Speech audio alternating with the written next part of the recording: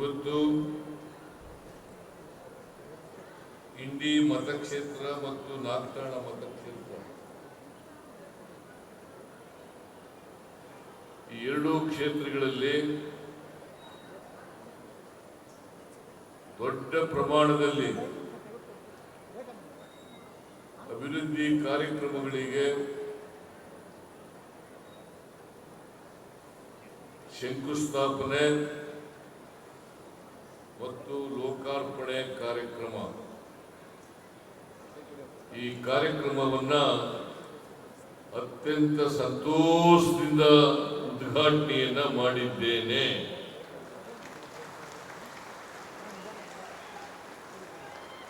ಇದು ಒಂದು ಐತಿಹಾಸಿಕವಾದಂಥ ದಿನ. ಸುಮಾರು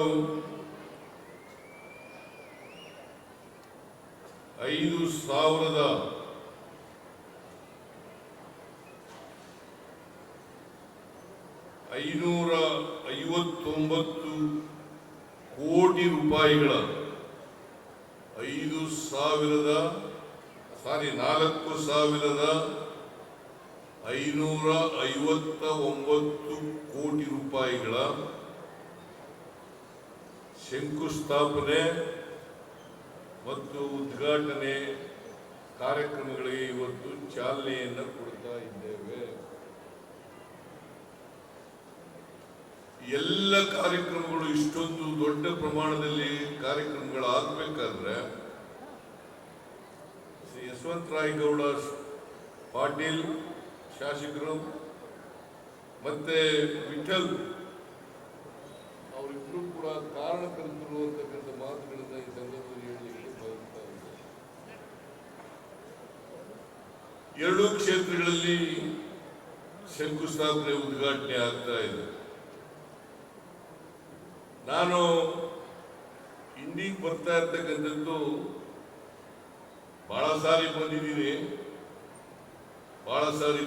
ಮುಖ್ಯಮಂತ್ರಿ ಆಗಕ್ಕಿಂತೂ ಮುಂಚಿತವಾಗಿ ಬಂದಿದ್ದೀನಿ, ಆಮೇಲೂ ಬಂದಿದ್ದೀನಿ, ಚುನಾವಣಾ ಸಂದರ್ಭದಲ್ಲೂ ಕೂಡ ಬಂದಿದ್ದೀನಿ. ನೀವೆಲ್ಲರೂ ಕೂಡ ನನ್ನ ಮನವಿಗೆ ಓಗೊಟ್ಟು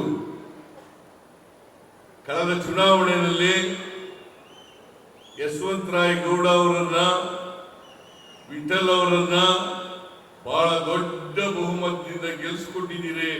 ಅದಕ್ಕೋಸ್ಕರ ನಿಮಗೆ ನಮಸ್ಕಾರಗಳನ್ನ ಹೇಳಲಿಕ್ಕೆ ಬಯಸ್ತಾ ಇದ್ದೇನೆ.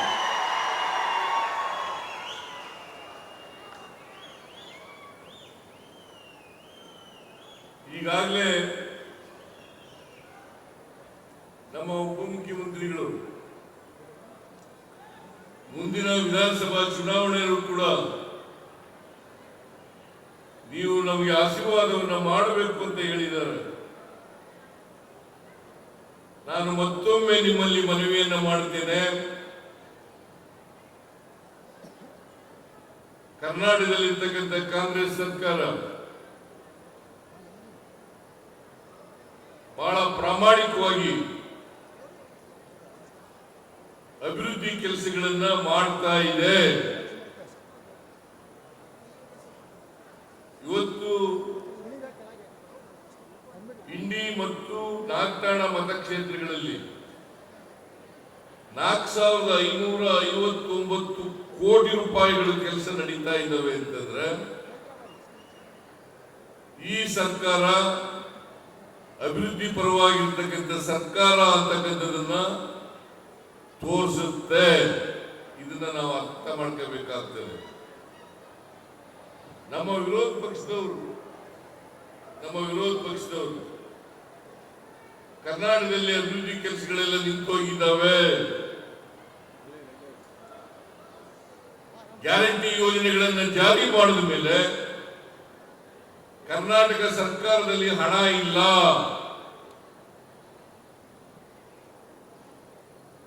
ಈ ರೀತಿಯಾದಂತ ಆರೋಪಗಳನ್ನು ಮಾಡಿ ಅಪಪ್ರಚಾರ ಮಾಡತಕ್ಕಂಥದ್ದನ್ನ ತಾವೆಲ್ಲ ದಿನಪತ್ರಿಕೆಯಲ್ಲಿ ನೋಡಿದ್ದೀರಿ. ಅವರು ಎಲ್ಲೂ ಹೋಗಲ್ಲ, ಬರೀ ಸುಳ್ಳು ಆರೋಪಗಳನ್ನು ಮಾಡುವುದು, ಅಪಪ್ರಚಾರವನ್ನ ಮಾಡೋದು,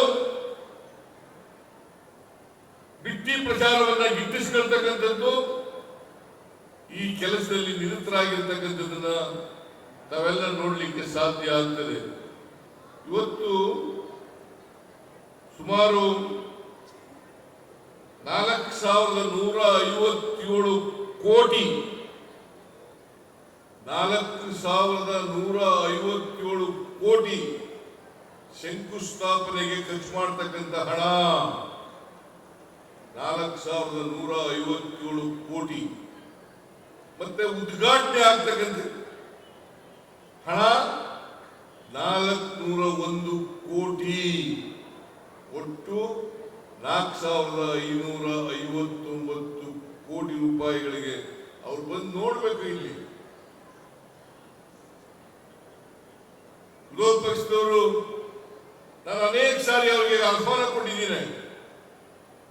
ನೀವು ಎಲ್ಲೋ ಕೂತ್ಕೊಂಡು ಸುಳ್ಳು ಆರೋಪಗಳನ್ನು ಮಾಡಿ ಜನರನ್ನ ದಾರಿ ತಪ್ಪಿಸ್ತಕ್ಕಂಥ ಕೆಲಸವನ್ನು ಮಾಡಬೇಡಿ. ಜನರ ಮುಂದೆ ಹೋಗೋಣ, ವೇದಿಕೆ ನೀವೇ ತಯಾರು ಮಾಡಿ,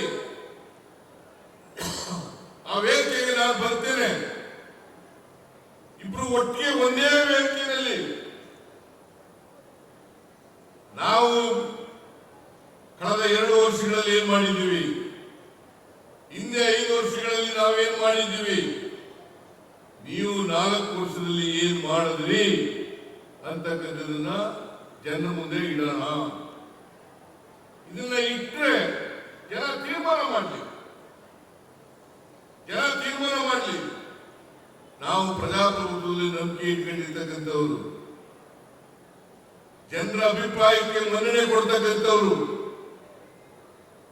ಜನರು ನಾವೇನು ಮಾಡಿಲ್ಲ ಅಂತ ಹೇಳಿದ್ರೆ ನಾವು ತಲೆಬಾಗಿ ಅದನ್ನು ಒಪ್ಕೊಳ್ಳಿಕ್ಕೆ ತಯಾರಾಗಿದ್ದೀವಿ. ನಾವು ಮಾಡಿದ್ದೇವೆ ಅಂತ ಹೇಳಿದ್ರೆ ನೀವು ರಾಜಕೀಯದಿಂದ ನಿವೃತ್ತಿಯನ್ನು ಪಡ್ಕೊಳ್ಬೇಕು ಅಂತಕ್ಕಂಥ ಮಾತುಗಳನ್ನು ಹೇಳಲಿಕ್ಕೆ ಬಯಸ್ತಾ ಇದ್ದೇನೆ.